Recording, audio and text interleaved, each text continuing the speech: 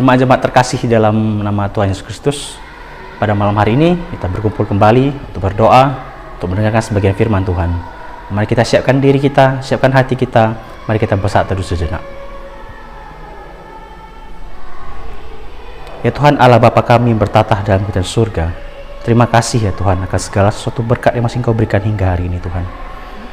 Atas segala kasih-Mu, atas segala pengertian-Mu, atas segala kemurahan yang masih kami rasakan hingga hari ini ya Tuhan. Ya Tuhan, pada malam hari ini Tuhan kami ingin berkumpul walaupun di rumah masing-masing Tuhan, untuk dapat berdoa dan mendengarkan sebagian firman-Mu. Tolong lembutkanlah hati kami ya Tuhan, agar kami dapat mendoakan setiap orang-orang dan dapat mendengar sebagian firman-Mu. Hanya dalam nama anak-Mu Yesus Kristus kami mengucap syukur dan berdoa. Amin. Saudara-saudara terkasih semuanya, sebelum kita berdoa, mari kita naikkan pujian kita.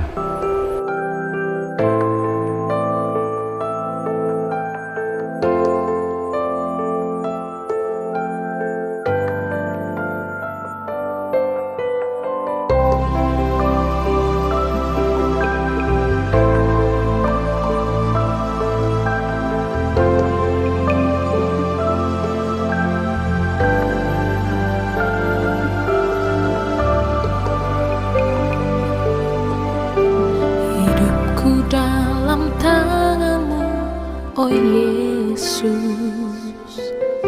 setiap langkah Kau tetapkan bagiku. Walau kadang ku tak dapat mengerti jalan-Mu, tetap ku percayakan hidupku.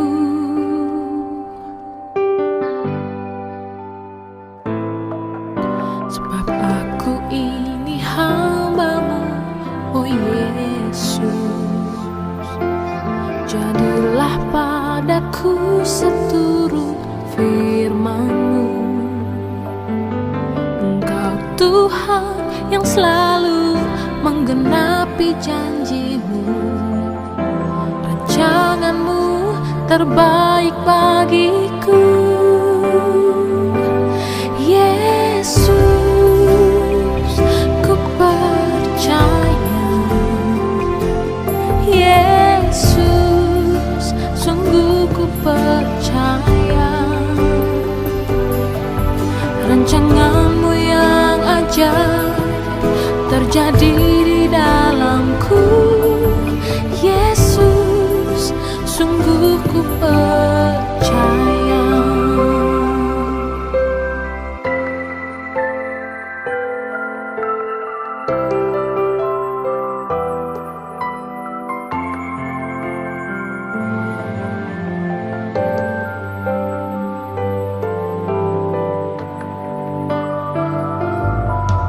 Sebab aku ini hamba-Mu, oh Yesus.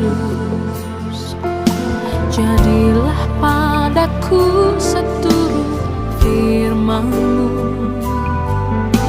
Engkau Tuhan yang selalu menggenapi janji-Mu.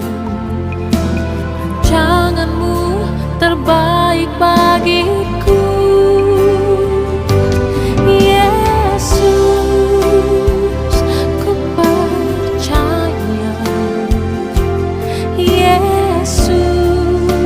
Sungguh ku percaya. Rancangan-Mu yang ajaib terjadi di dalamku. Yesus, sungguh ku percaya. Yesus, ku percaya. Yesus, sungguh percaya. Rancangan-Mu yang ajaib terjadi di dalamku.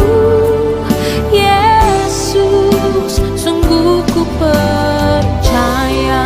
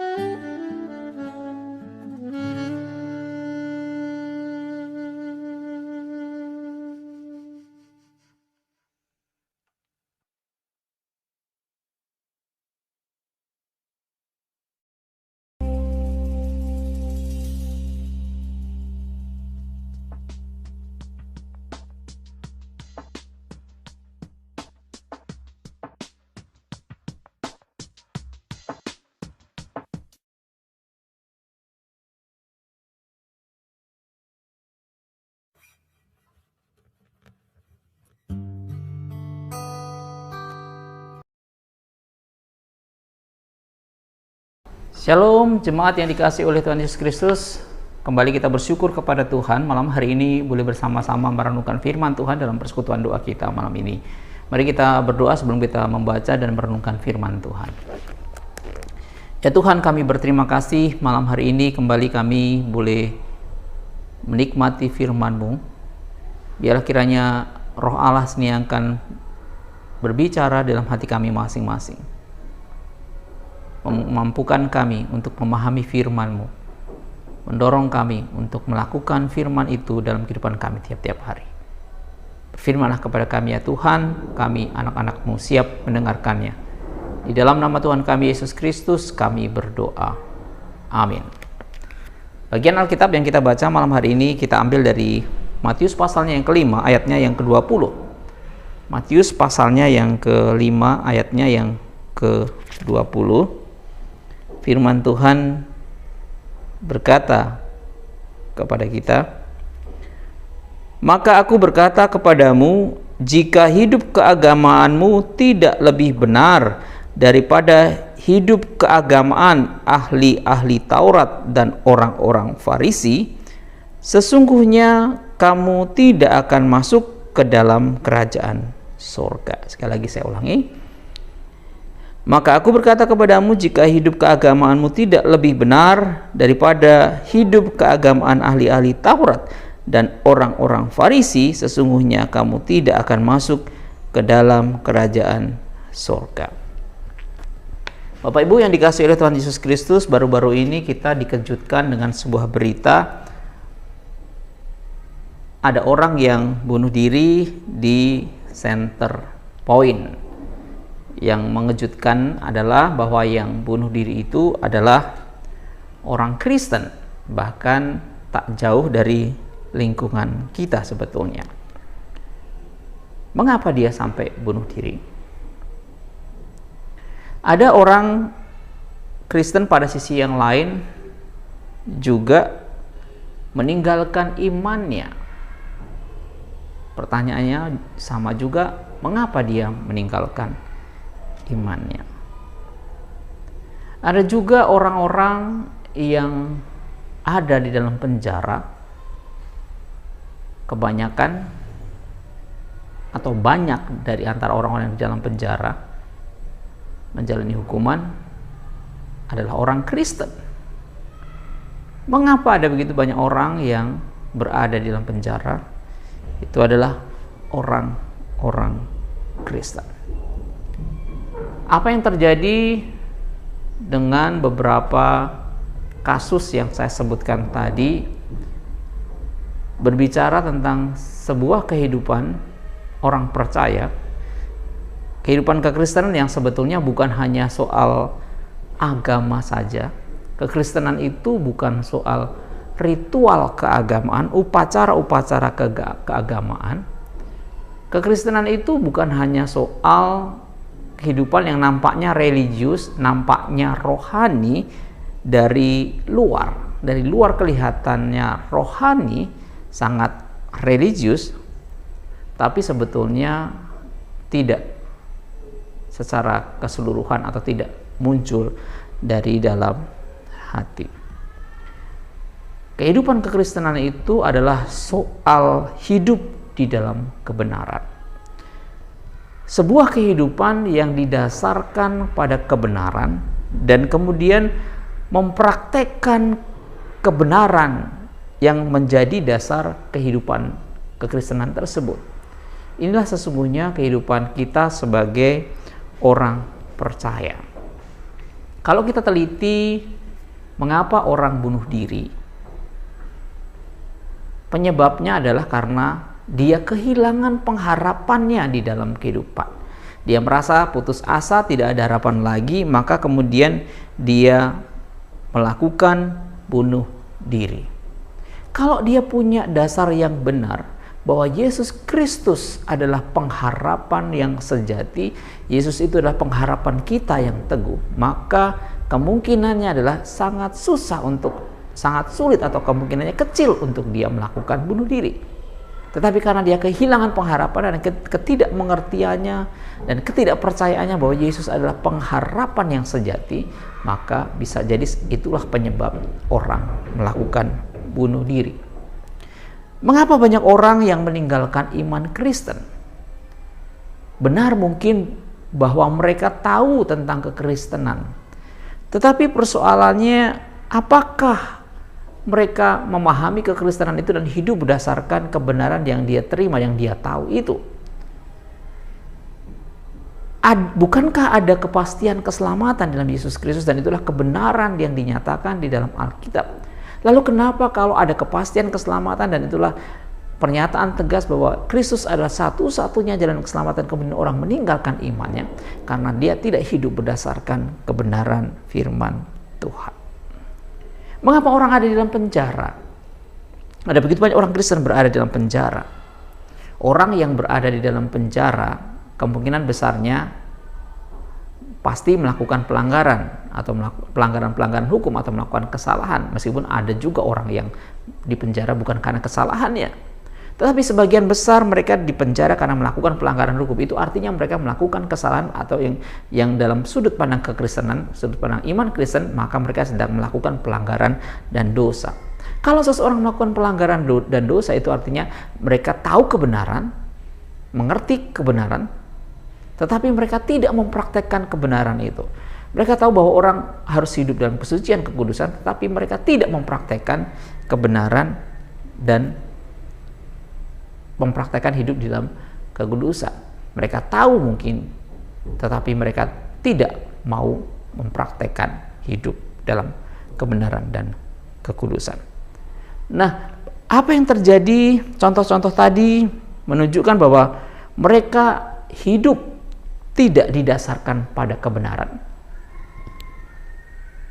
dan mereka juga tidak mempraktekkan kebenaran yang mereka tahu. Itulah persoalan yang seringkali terjadi dalam kehidupan kekristenan, pengikut Kristus yang mengatakan dirinya pengikut Kristus. Bagian firman Tuhan yang kita baca pada malam hari ini juga berbicara tentang hal yang sama. Yesus berkata kepada orang-orang dalam khotbah di atas bukit, "Jika hidup keagamaanmu tidak lebih benar daripada hidup keagamaan ahli Taurat dan orang-orang Farisi, sesungguhnya kamu tidak akan masuk ke dalam kerajaan surga." Sebuah pernyataan yang sangat keras, sebuah teguran yang sangat keras terhadap orang-orang Farisi dan terhadap ahli-ahli Taurat yang mereka tahu tentang hukum Taurat, tahu tentang firman Tuhan, tahu tentang kebenaran, bahkan mereka mengajarkan kebenaran itu sendiri, tetapi pada faktanya mereka tidak mempraktekkan kebenaran yang mereka ajarkan. Mereka tidak hidup bersesuaian dengan kebenaran tersebut yang mereka tahu dan yang mereka ajarkan itu. Paling tidak dua hal yang ingin saya sampaikan. Kenapa Yesus mengkritik dengan tegas kehidupan keagamaan orang-orang Farisi dan ahli Taurat itu? Yang pertama, mereka memahami secara salah. Mereka menafsirkan secara salah menurut pemikiran mereka sendiri. Dan kalau kita perhatikan dalam bagian firman Tuhan dalam pasal yang kelima, beberapa kali Yesus berkata, "Kamu telah mendengar apa yang telah difirmankan. Kamu telah mendengar pula yang difirmankan kepada nenek moyang kita." Tetapi kalimat selanjutnya Yesus berkata, "Tetapi aku berkata kepadamu." Yesus memberikan sebuah koreksi. Yesus memberikan penjelasan yang baru, penjelasan yang benar terhadap apa yang dipahami secara salah oleh orang Farisi, oleh ahli Taurat. Kamu telah mendengar apa yang difirmankan kepada nenek moyang kita. Yesus mengkoreksi karena orang-orang Farisi, ahli-ahli Taurat telah menafsirkan, membuat kebenaran mereka sendiri, sehingga Yesus harus mengoreksi. Contoh misalnya, dalam beberapa bagian firman Tuhan, Yesus berkata, ayatnya yang ke-33 misalnya, "Kamu telah mendengar pula yang difirmankan kepada nenek moyang kita, jangan bersumpah palsu, melainkan peganglah sumpahmu di depan Tuhan." Yesus berkata, tetapi aku berkata kepadamu, jangan sekali-kali kamu bersumpah baik demi langit, karena langit adalah tahta Allah, maupun demi bumi, karena bumi adalah tumpuan kakinya, ataupun demi Yerusalem, karena Yerusalem adalah kota raja besar. Dan Yesus berkata, jika ya katakan ya, jika tidak katakan tidak. Tidak perlu bersumpah. Contoh yang lain, Yesus berkata, kamu telah mendengar firman, gigi ganti gigi, mata ganti mata, gigi ganti gigi. Tetapi aku berkata kepadamu, Yesus berkata kepada mereka, janganlah kamu melawan orang yang berbuat jahat kepada kamu, melainkan siapa yang menampar pipi kananmu, berilah juga kepadanya pipi kirimu. Yesus juga memberikan contoh yang lain lagi. Kamu telah mendengar firman, kasihilah sesamamu manusia dan bencilah musuhmu.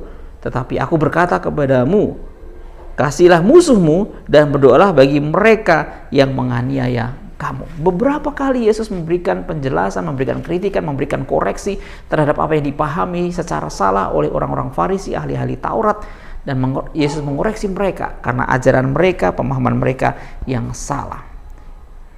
Yang kesalahan mereka yang kedua bukan hanya dalam hal pemahaman mereka keliru, mereka salah, tapi dalam hal praktek mereka tidak melakukan dari dalam hati mereka.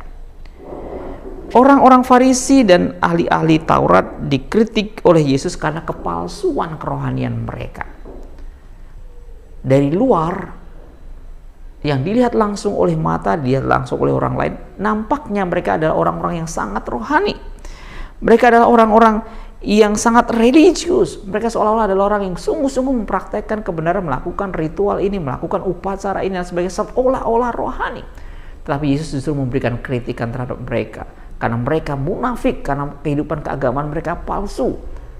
Mereka melakukan sesuatu bukan atas dasar karena anugerah yang sudah mereka terima di dalam Allah. Mereka melakukan bukan karena mengalir dari dalam hati untuk mengasihi Allah, tetapi mereka melakukan segala sesuatu itu untuk dipuji orang. Pada sisi yang lain, mereka yang seharusnya mereka melakukan keadilan, mereka tidak melakukan keadilan. Mereka berlaku adil, seharusnya mereka berlaku adil terhadap orang-orang miskin, janda-janda, yatim piatu, tetapi mereka justru membuat mereka semakin susah. Mereka religius, nampaknya rohani dari sisi luar, tetapi sesungguhnya mereka tidak memiliki hati yang benar. Mereka tidak memiliki relasi yang benar. Maka nggak heran Yesus berkata, kalau hidup keagamaanmu tidak lebih benar dari ahli Taurat dan orang-orang Farisi, sesungguhnya kamu tidak akan masuk ke dalam kerajaan surga. Kehidupan bersama dengan Allah, kehidupan kekekalan dengan Allah itu adalah sebuah pemberian dari Allah. Orang yang mengalami anugerah Allah karena keselamatan, kehidupan kekal yang diberikan oleh Allah, seharusnya hidup berpadanan dengan anugerah yang diberikan Allah. Orang yang menerima karya keselamatan dari Allah di dalam Yesus Kristus, maka kehidupan keagamaan itu adalah respon dari anugerah keselamatan yang sudah diberikan Allah di dalam Yesus Kristus. Sangat berbeda dengan ahli Taurat dan orang-orang Farisi yang mempraktekkan kebenaran hanya untuk dipuji orang, yang mempraktekkan kebenaran yang mereka ajarkan katanya, tetapi dengan motivasi-motivasi hati yang tidak benar. Yesus mengaitkan antara kehidupan yang benar dengan kehidupan yang benar dengan karya keselamatan, anugerah Allah. Kehidupan kekal bersama dengan Allah tidak bisa dipisahkan dari situ. Inilah kesalahan dari orang-orang Farisi, ahli-ahli Taurat dalam hal mempraktekkan kehidupan keagamaan mereka, bukan sebagai respons atas anugerah Tuhan, kemurahan Tuhan, kebaikan Tuhan dalam kehidupan mereka, tetapi untuk motivasi hati yang salah. Nah, Bapak Ibu Saudara-saudara dikasih oleh Tuhan Yesus Kristus, malam hari ini kita belajar dari bagian firman Tuhan ini supaya kita menghindarkan diri dari kepalsuan-kepalsuan rohani. Bisa jadi kita nampak sangat rohani di hadapan orang lain. Bisa jadi kita berusaha menampilkan sesuatu yang baik sehingga orang lain memandang kita adalah orang-orang yang baik, orang-orang yang saleh. Tetapi dari dalam hati kita, dari sisi kedalaman hati kita, sesungguhnya kita tidak memiliki relasi yang benar dengan Tuhan. Sesungguhnya kita tidak hidup dalam kebenaran. Kita hanya berpura-pura di depan orang lain. Kita hanya mempraktekkan kesalehan semu yang dilihat oleh orang lain memang betul nampaknya baik, tapi sesungguhnya tidak mengalir dari hati yang mengasihi Tuhan. Kita hanya mempraktekkan ritual-ritual, kita hanya mempraktekkan kebiasaan-kebiasaan, tapi tanpa hati yang penuh kasih kepada Allah. Malam hari ini kita belajar supaya kita jujur di hadapan Tuhan, kita jujur di hadapan sesama. Mungkin memang betul ketika kita menampilkan kehidupan kerohanian kita nampak baik di hadapan orang lain. Tapi kalau kita berhadapan dengan Allah dan kita tahu bahwa kita melakukan sesuatu yang tidak benar, sesuatu yang salah, kehidupan kerohanian yang semua, kita dengan rendah hati kita juga mengakui di depan Tuhan ketidaksempurnaan kita, kegagalan kita, kekurangan kita, dan terus berupaya hidup bersesuaian dengan kebenaran yang telah kita terima dan kemudian mempraktekkan kebenaran itu dalam kehidupan kita. Ketika Yesus berkata, "Jika hidup keagamaanmu itu tidak lebih baik daripada ahli Taurat dan orang-orang Farisi, sesungguhnya kamu tidak akan masuk dalam kerajaan surga." Itu bukan berarti bahwa syarat untuk masuk ke dalam kerajaan surga, memperoleh kehidupan kekal, keselamatan di dalam Allah itu melalui perbuatan kita. Bukan itu yang dimaksudkan. Tetapi Yesus mau menekankan, kalau engkau adalah orang yang benar, kalau engkau adalah orang yang telah menerima anugerah Allah, kalau engkau adalah orang yang telah diselamatkan, kalau engkau adalah orang yang hidup dalam relasi yang benar, maka praktekkanlah kehidupanmu dengan benar.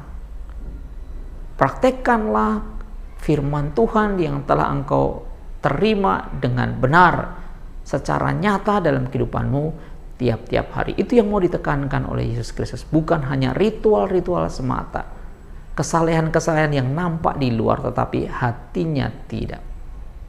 Mari kita mengingat kembali apa yang ditegurkan oleh Yesus Kristus dalam Matius pasalnya yang ke-23 terhadap orang-orang Farisi. Kamu orang Farisi, nampaknya dari luar itu putih bersih, tetapi seperti kuburan, tapi dalamnya penuh dengan tulang belulang. Sesuatu yang kotor, sesuatu yang tidak baik, sesuatu yang remuk, sesuatu yang hancur. Itulah gambaran yang diberikan oleh Yesus tentang kehidupan orang Farisi, ahli-ahli Taurat. Yesus berkata, boleh kamu ikuti ajarannya, tetapi perbuatannya jangan. Memang betul ajaran-ajaran yang disampaikan itu nampaknya rohani dan berasal dari hukum Taurat yang disampaikan. Tetapi perbuatan-perbuatan mereka, praktek-praktek mereka sungguh menyimpang dari hukum Taurat yang sebenarnya, dari firman Tuhan yang sebenarnya. Maka mari kita belajar sekali lagi. Kehidupan kita sebagai orang percaya, kehidupan keagamaan kita bukan hanya semata-mata memenuhi kewajiban ini itu, bukan. Tetapi itu adalah respons kita terhadap anugerah yang Tuhan telah berikan kepada kita. Dan kita wujudkan dengan perbuatan-perbuatan yang baik, wujudkan dengan buah-buah rohani dalam kehidupan kita. Kiranya Tuhan terus akan menolong kita, supaya kita tidak hidup di dalam kepalsuan rohani, tapi sungguh-sungguh kerohanian yang kita nampakkan, yang kita tampilkan, itu adalah tanda karena kita mengasihi Tuhan, karena memang kita sedang mempraktekkan kebenaran yang telah kita terima dari Tuhan.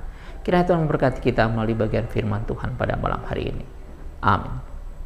Mari kita berdoa. Tuhan, terima kasih malam hari ini kami boleh merenungkan firman-Mu.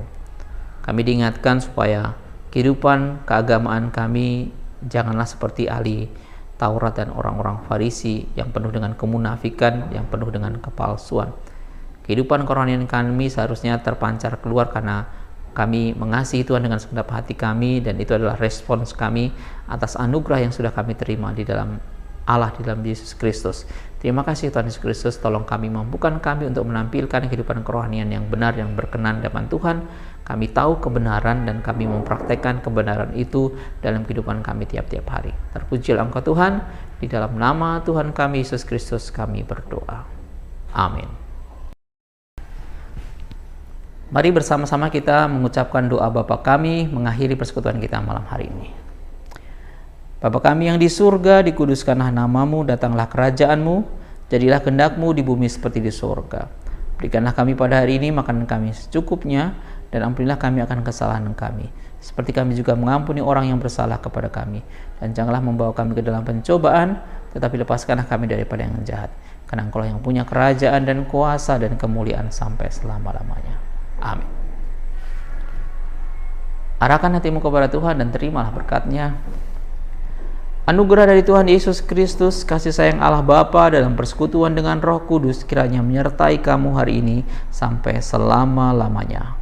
Amin.